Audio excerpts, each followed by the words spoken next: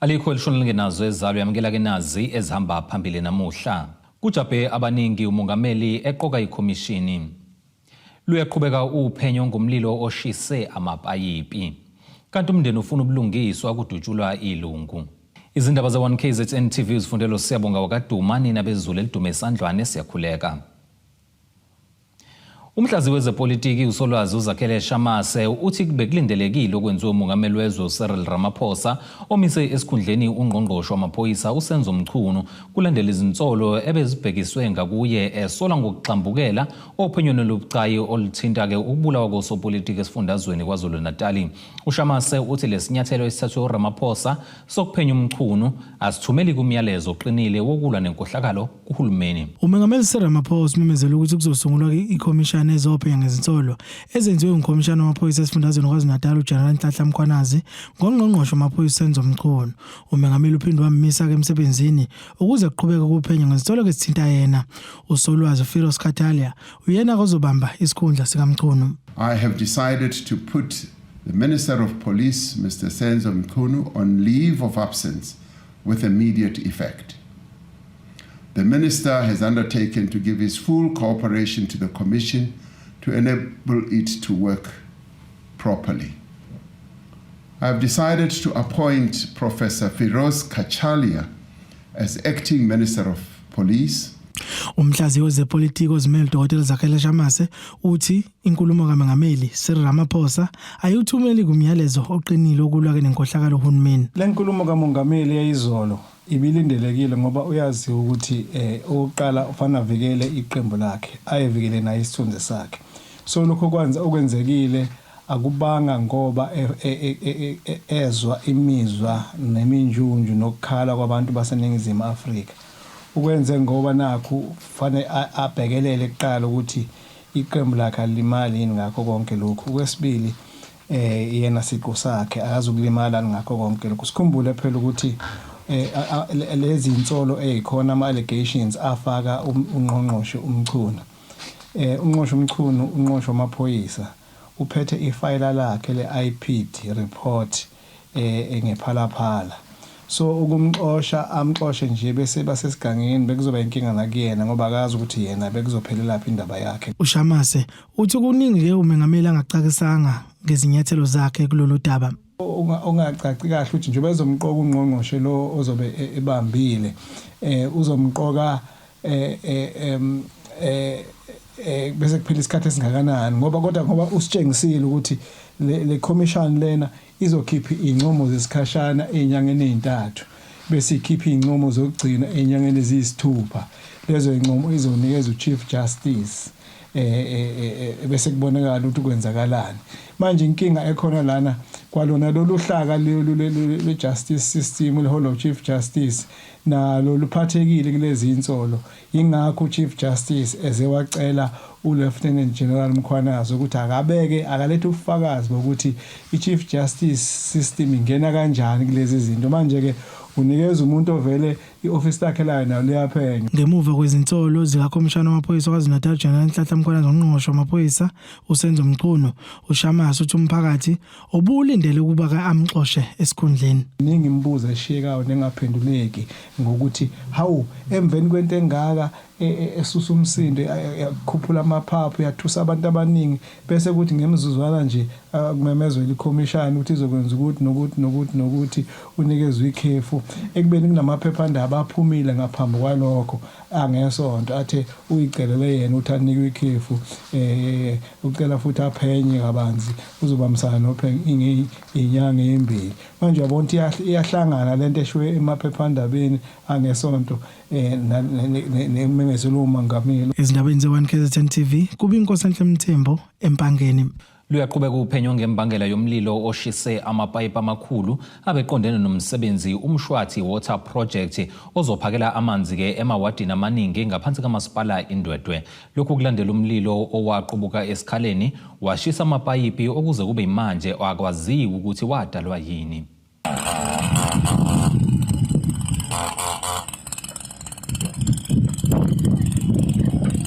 Lona iwona mlilo obusha kaWard 8 esigodini saseMthombeni. Owazibonela kusha lo mlilo uthi abawubonanga ngesikhathi uqala kepha babona sekunentuthu bathi bayazama ukucisha bahluleka. Ekseni mangivuka ngoba ngilala kuleyandle engaphandle outside building kwakugcwele smoke endlini.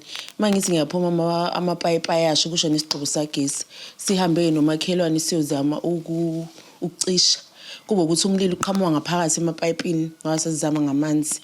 Sithathe nenhlabathi ayengimtshela umamncane uthi hayi ngeke kuze kulunge ngoba lo mlilo lo uqhamuka phakathi mase siyacisha ngaphandle umlilo uqhamuka phakathi ngathi khona into eyithelwe phakathi kodwa anginayishow yalokho ayikwabo ukuthi umlilo uyabhebhetheka lapho umlilo usumkhulu kakhulu usuyabhebhetheka unqandeki sekusho isigxobo kwasho intambo sekokheleka kwindlu le yala ekhaya amaplango la ngaphandle because inamaplango sakhipha impahla ayikwabo ukuthi amavatekani mayifika ke kumlilo wazama ukuthi ucisheke kwanqandeka. Echaza umeya uthi akasazi isimo esidala ukuthi kuze kushiswe lamapayipi kodwa ngokuxhumana nomasipala wesifunda iLembe basaphenya. Lamapayipi akulona nje uhlobo ongavuka uyolithenga ihardware ekseni amapayipi amakhulu kakhulu futhi abengekashiswe nje ukusha katshani.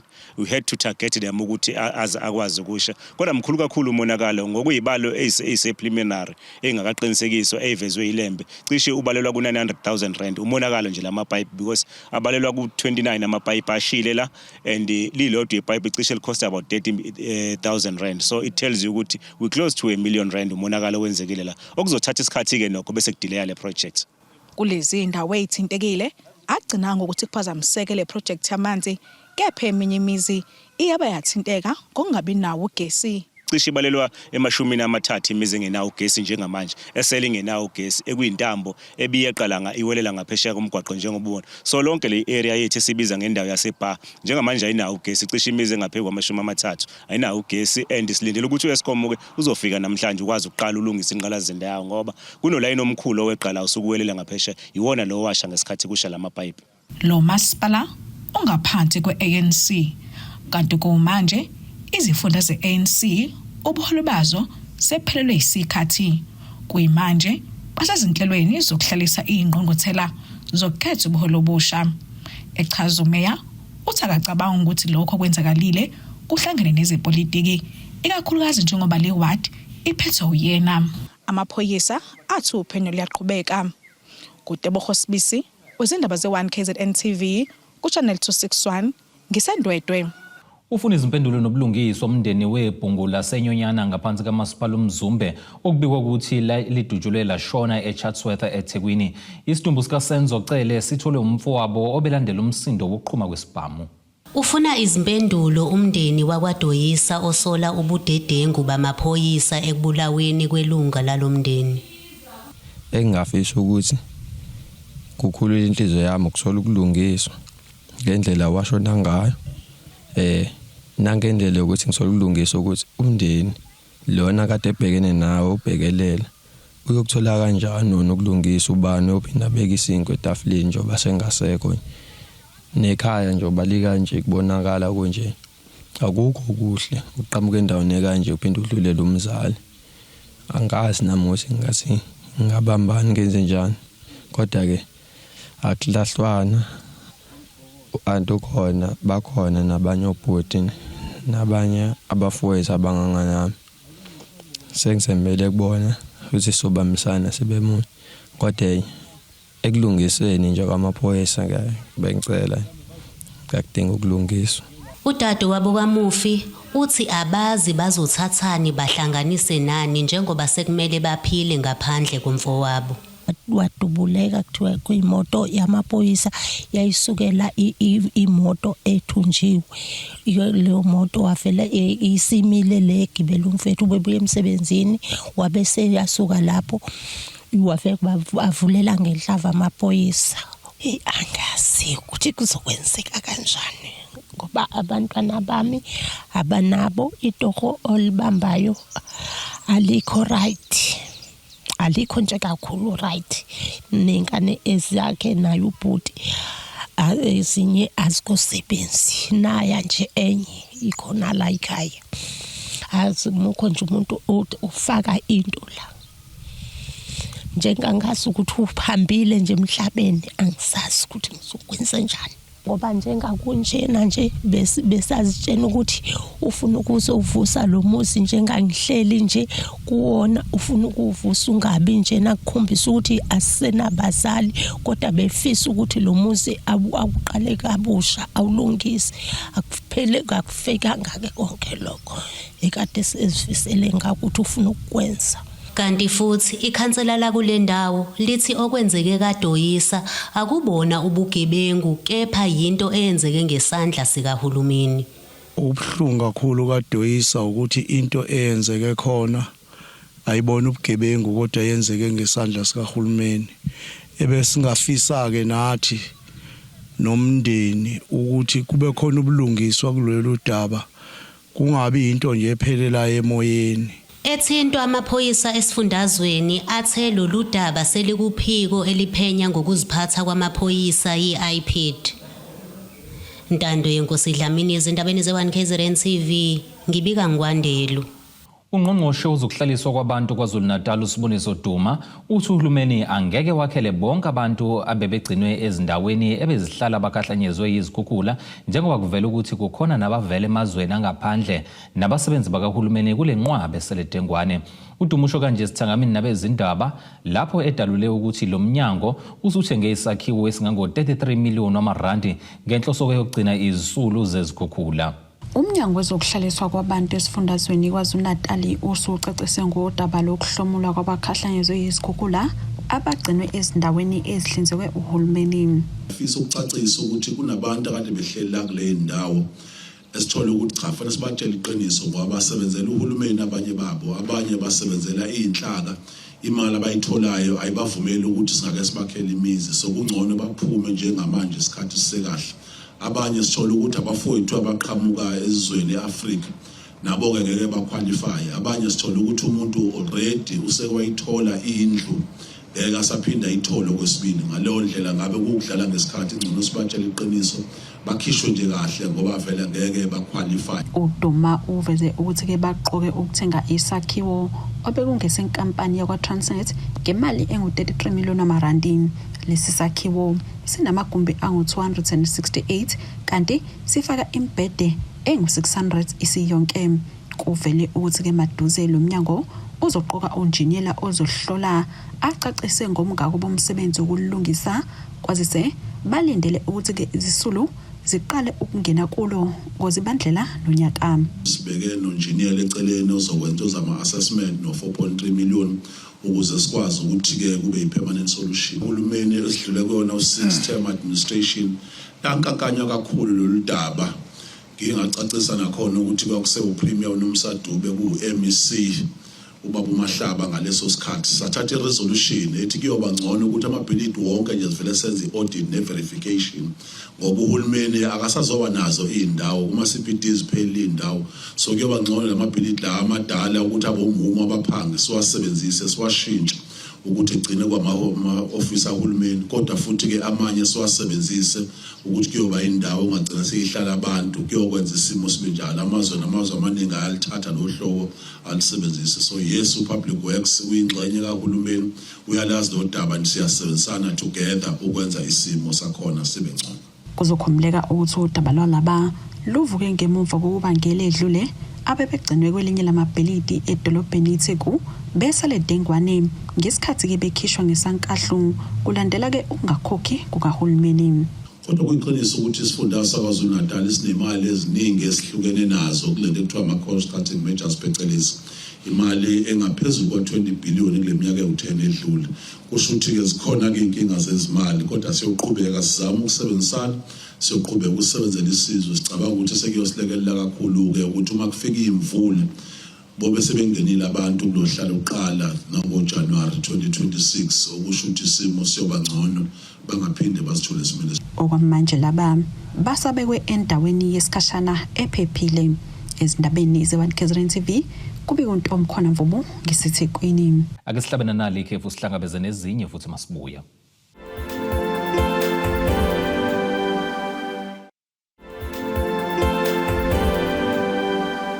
Ake sikubingelele siphinde sikwamukele ukuthi ke usanda kubukela izindaba zethu nazi ihloko ezihamba phambili namhlanje.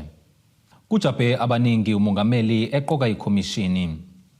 Luyaqhubeka uphenyo ngomlilo oshise amapayipi. Kanti umndeni ufuna ubulungiswa kudutshulwa ilungu. Umnyango wezokubusa ngokubambisana nezindaba zomdabu KwaZulu-Natal usuhlonze imizi engango 340 ezofakelwa ugesi endaweni yaseStanela ngaphansi kamasipala abaqulusi.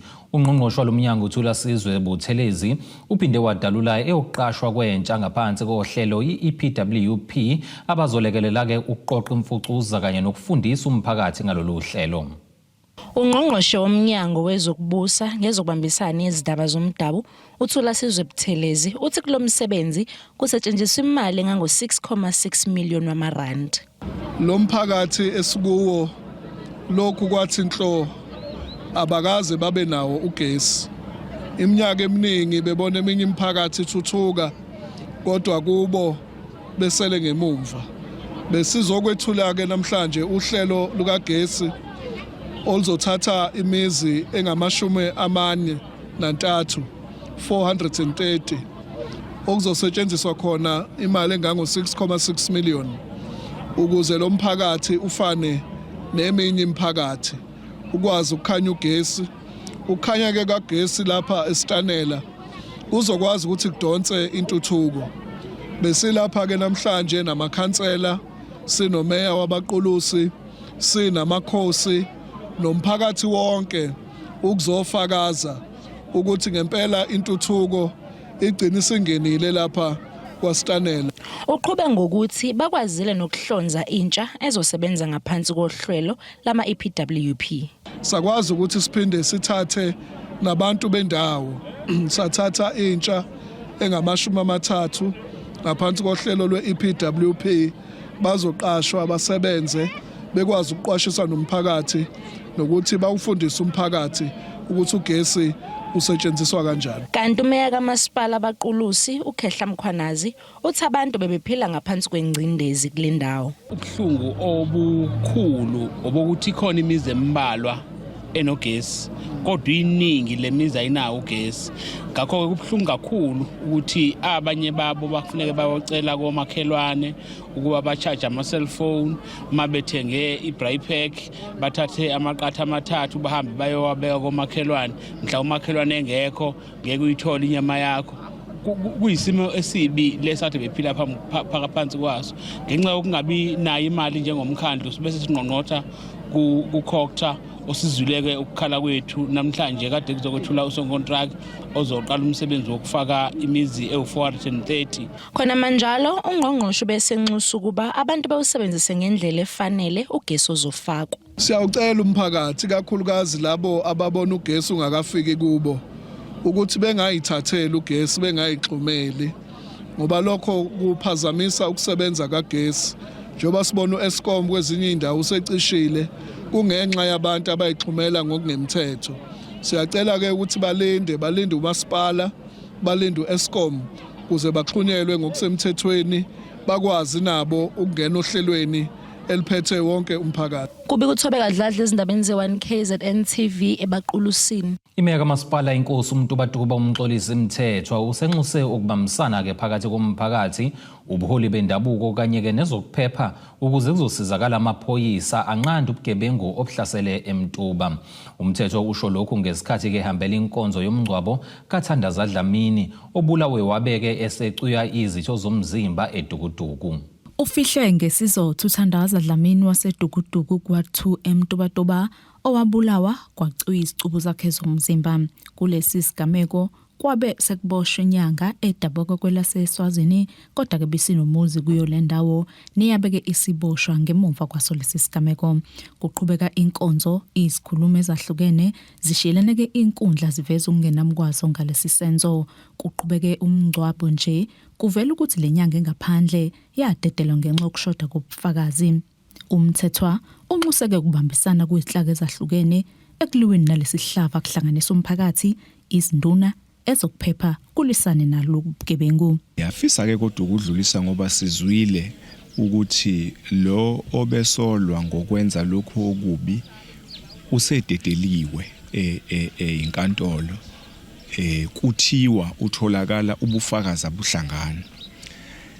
Siyafisa ke kodwa ukuthi umphakathi awubambisane nawo amaphoyisa ukuwelekelela uma kungaba nobufakazi ngoba iqiniso lithi izinkantolo zisuke zingekho la kusuke kwenzeka khona igameko kodwa uthembela kakhulu ebufakazini namaphoyisa athembela kubufakazi obungalekelelwa busuke emphakathini ngoba yila kusuke kwenzeke khona isigameko yila khona umphakathi ongakwazi ukusukuma ubheke lezi zimo ukuthi zisuke zenzeka zisuka kuphi bese kukwazi ukuthi kusizakale ke izinkantolo. Umufike ubenza ibanga le-12 esikoleni samabanga aphezulu iVezobala High othisha kanye nabafundi bebekhona ukuzovalelisa okugcina kuza kwabo. Lesi sigameko sibashiye benokwesaba njengoba bengazi ukuthi ke baphephile noma baphephile.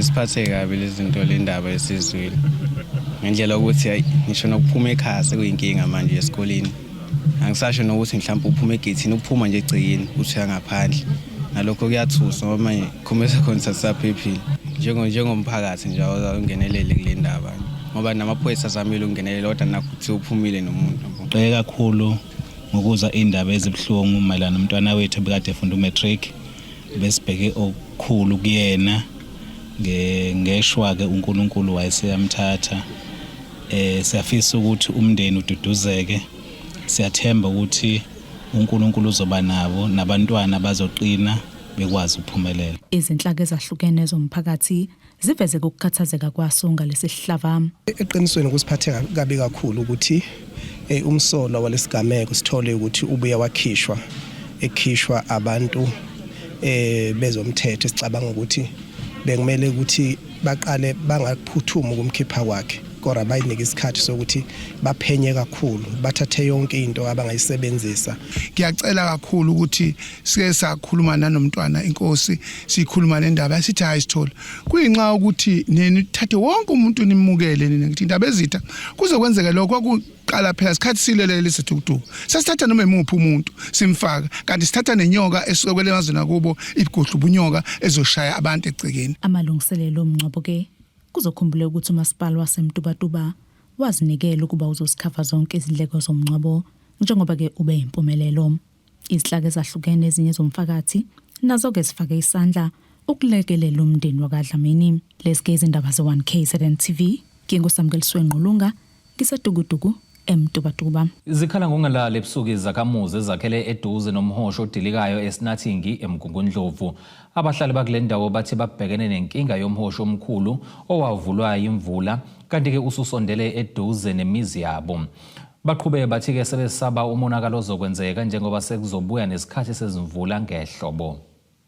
Abantu abakhe eduze nomhosha odilikayo endaweni yaseSinathingi eMgungundlovu bathi kwaqala kancane kwabangathi umsele njengoba manje sekuyinto evulekile enkulu. Waqala umncane kwakuyilukungwane kwakuyi-drain yavuleka yaze yankulu yagcina i-affect imizi yabantu.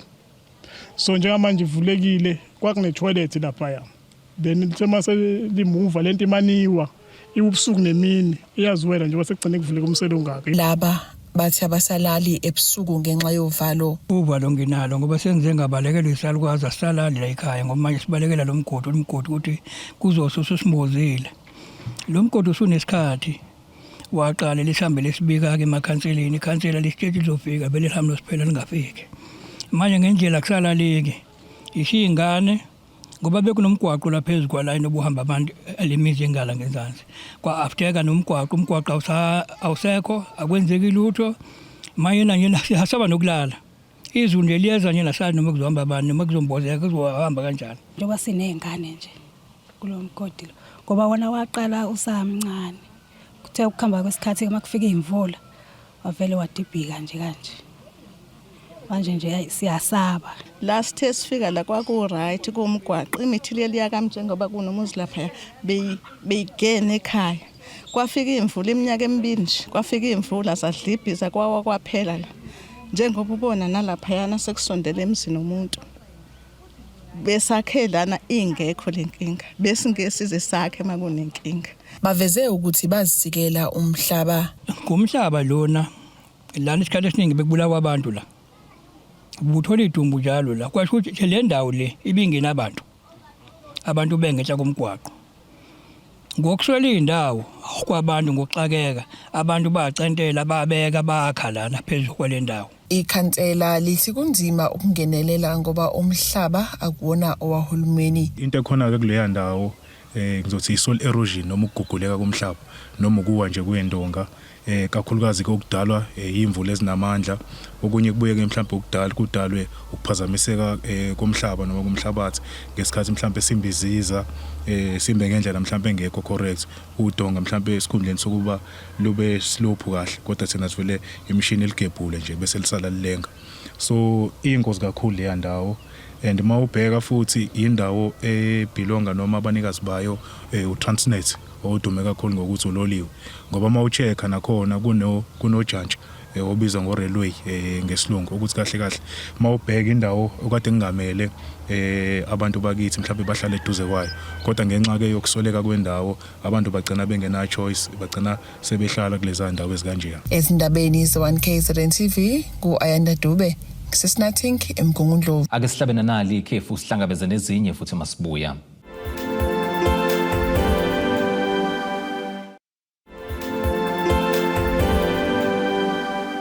Sakubingelela siyakwamukela ukuthi ke usanda kubuka izindaba zethu nazi ihloko ezihamba phambili namhlanje. Kujabhe abaningi umongameli eqoka ikhomishini. Luyaqhubeka uphenyo ngomlilo oshise amapayipi. Kanti umndeni ufuna ubulungiswa kudutshulwa ilungu. Ake singene sijule ngosinye zomnotho. Irandi lakuleli u17.96 maliqhathaniswa nedola laseMelika libe ke u24.11 maliqhathaniswa nopondo seBrithani liphinde libe u20.97 maliqhathaniswa neeuro laseEurope. Igolide ke lona lingu$3,374.12 i-ounce kuthi oil ongahluziwe ube u$70.36 umphongolo. Ake sikubhekele ngosini ezemidlalo. I-Premier Soccer League okuyi-PSL ngamafuphi imemezele usuku lwangomhla ka-15 kuNtulikazi njengosuku okuzomenyezelwa ngalo aboqokiwe kumcimbi wama-PSL Awards nokungabadlali ke abavelele ngesizini edlule ka-2024-2025 phakathi kwemikhakha ebhekwe kakhulu i-Footballer of the Season ne-Player of the Season. Kuzokhumbuleka ke ukuthi iqembu elidle umhlanganiso kwi-Betway Premiership ngesizini edlule kube iMamelodi Sundowns ebeyisiyinqoba ke lesicoco kwesishiyagalombili amasizini elandelana. Ake sibhekene nasisimo sezulu esingalindeleka.